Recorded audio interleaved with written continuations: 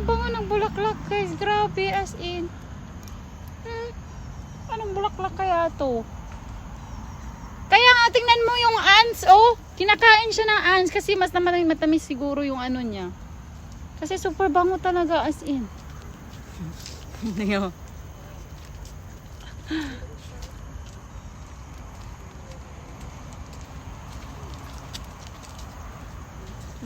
Galing ng amoy niya. Pumunta lang po kami dito guys dahil Sa bulaklak. Ay, ang daming ants yung bulaklak guys kasi mabango talaga siya as in bulaklak na to. baka ng stigma, hindi yung bulaklak. Diba kinukuha ng mga bubuyog yung stigma nila, diba? Need ko na. Yun ba yun? Ang daming Parang ants. kulot ng ano. Maraming ants. Oo, grabe ang mukha ko. Tara.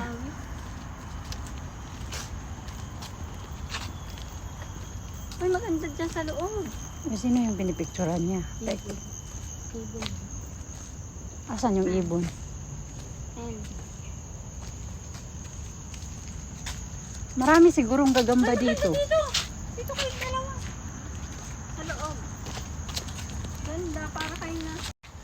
Sabi na, sabi na, ano, ikaw lang naman ang hindi nagpo-profile sa akin, sabi nito, Ben.